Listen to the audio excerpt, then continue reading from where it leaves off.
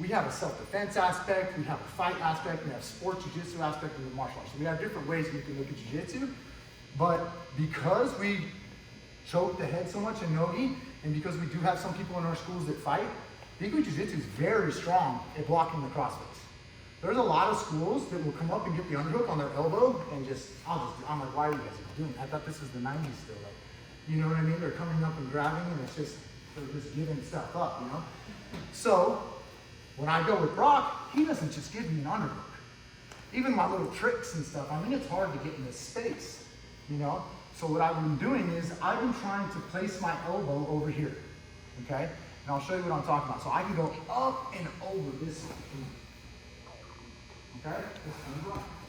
Now there's gonna be different gains here, and it's gonna matter if he's turned, it's gonna matter if he's straight up, it's gonna matter if my opponent's head is controlled, you have his bent arm, you have his underhook arm, you have Tricky Ricky, he's gonna get a shin and then he's gonna sweep me and turn, you know, like there's all kinds of variations of jiu-jitsu. You can always fight back, right?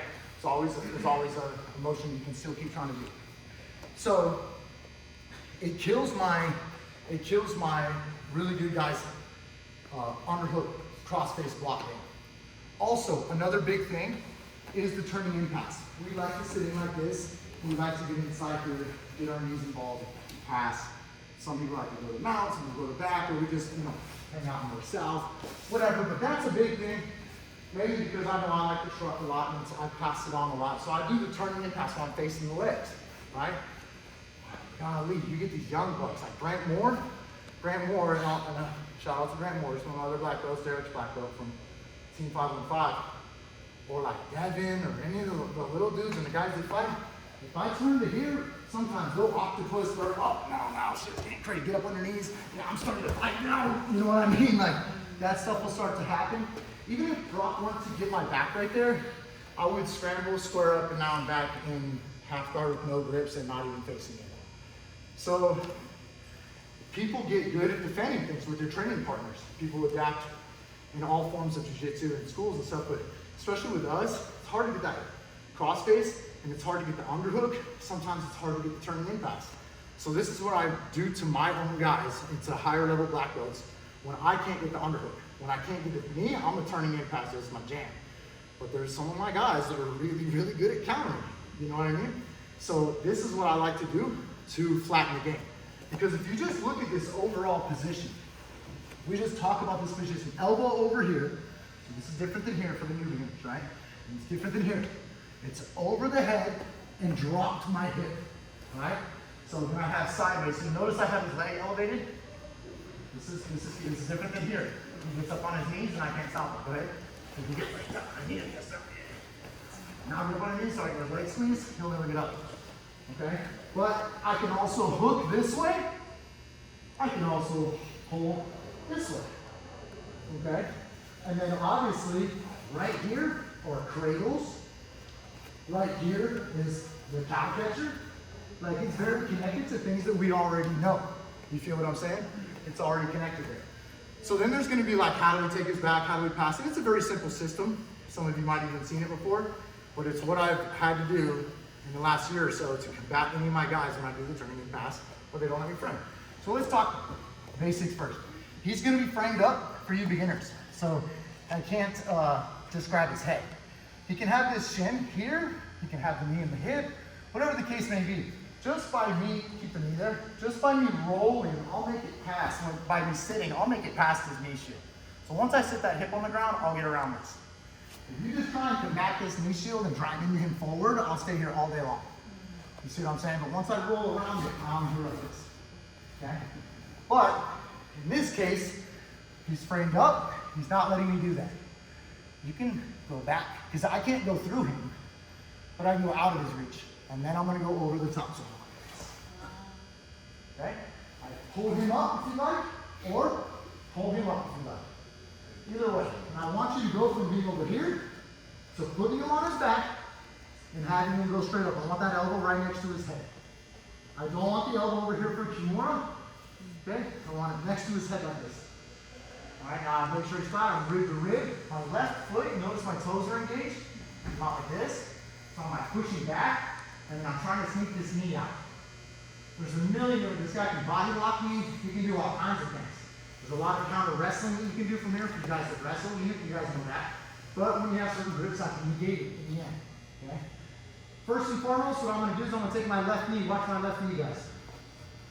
So I stuck it on his quad.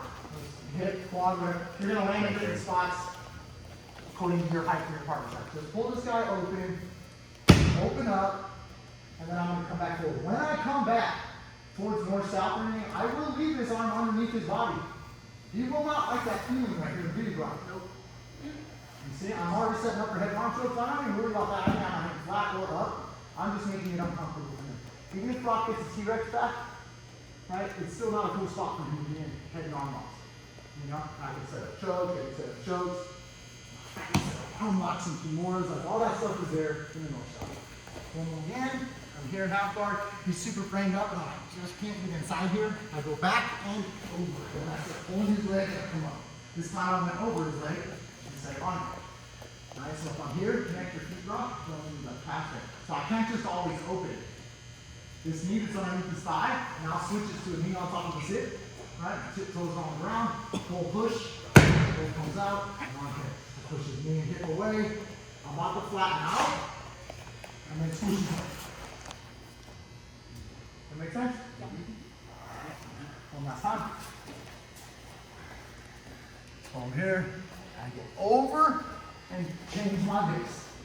He's gonna tuck his arm, hide his arm, think he's gonna try and break me. He can game over from there, there's other things he can try and do. Okay? But whether I go over, for me it doesn't matter, or under. Okay? So don't ask which one you should do. You can do either one or play both if you want to. I get my left knee involved in his hip and his thigh, pulling and pushing. I'm pulling the top hand, pushing the bottom foot, releasing that one. Then I'm going to take his hips and his knees and make them face the other way, so that when we start to settle and scramble, he's not turning into me. And I got his hip over here, back over here. If we were to go this way, like you were to bridge and turn it this way, he's going to, your arm over. If you were to bridge and turn it this way, he's locking our darces. All that stuff is there as well. Don't worry about all the subs yet, but I'm just saying, like, if you know some of those things, it's all connected, right? It's all there. So let's like do 2 and switch, 2 and switch. There's not really a name out there for it, so I'm calling it the false cradle, because I can essentially, like here, here, here, here, and here. I can keep doing that just like doing this. Right? Like trying to open your body up a lot. It's difficult for him. And then if he does, go ahead and pull that on through. You know what I'm saying? So like, with that, just having contact on the mat, like in a lot of other situations, it keeps him stuck in a strong state. You know what I mean? So we'll get there. And that's why I call it a false cradle, because I'm not always doing this to cradle him. I'm bending him in half and passing the guard still. The regular full cradle is still there. Again, he's framed up last time. I'm here. I'm like, dang, this ain't working. All right, change position, whatever. Over the top, pull his arm, get my knee involved, push, pull, throw him that way, block his hip, flatten my hips. He doesn't like that arm feeling here. And I'm like, that makes sense, guys? 2 and 2, ready, set.